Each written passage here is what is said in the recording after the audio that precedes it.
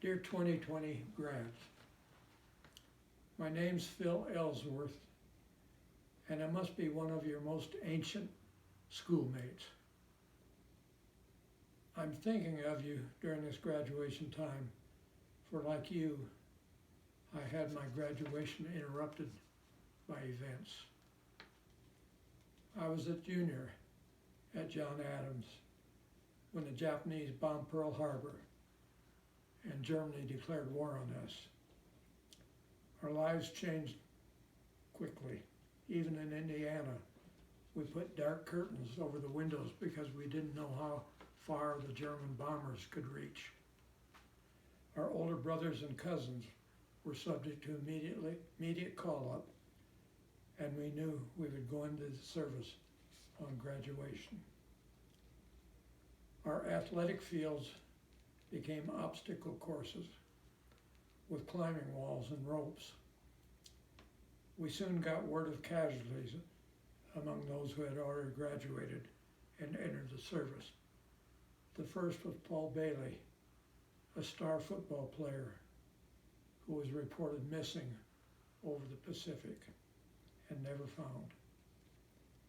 I graduated with a class of 1943, but I must have already headed off to war when the actual graduation was held, for I wasn't there.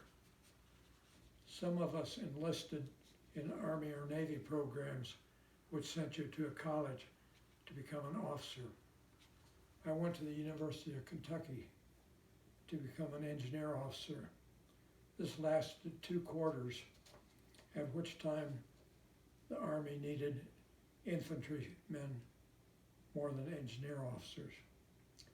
After 9 months or so of training, I went with my division, the 100th, to France. We had our first fatality on my 19th birthday, November 9th, 1944. That was over 76 years ago, and I'm now 94 years old.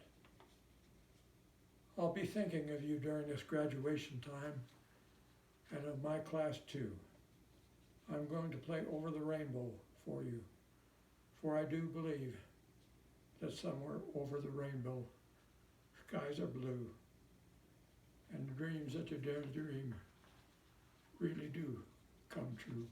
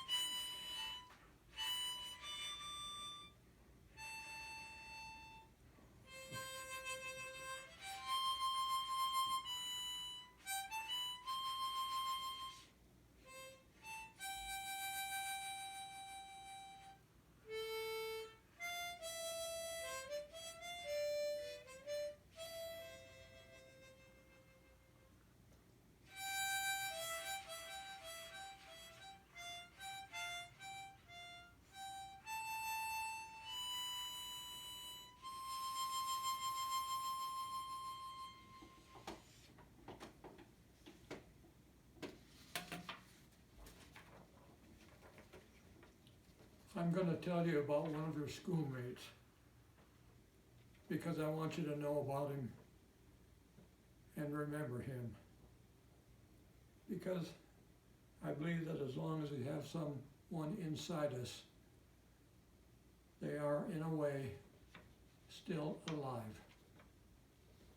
I want you to remember Robert McIntyre, of the class of 1944, who died on Christmas Eve 1944, along with 782 other soldiers when their transport ship was torpedoed in the English Channel. Here's a picture of him.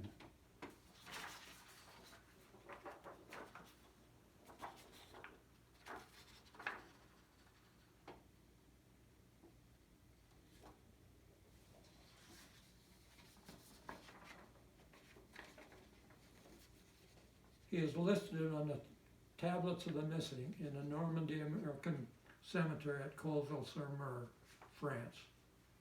Bob was a star basketball player and someone whom I remember as a joy to be around. Like you, his plans were interrupted. Please remember him and Paul Bailey and the others, and those of Korea and Vietnam and more recent wars, maybe with a little plaque on a wall somewhere. Here's a poem. It's about a different Robert who lies in a different cemetery in France, but it could be about Robert McIntyre. It's called Epinal. It seems unfair considering all that I'm here in this place now with 80 summers on my brow, and you are there in Epinal among our comrades sleeping there, that I can hear the robins sing and see the almond tree in spring, and you are there. It isn't fair.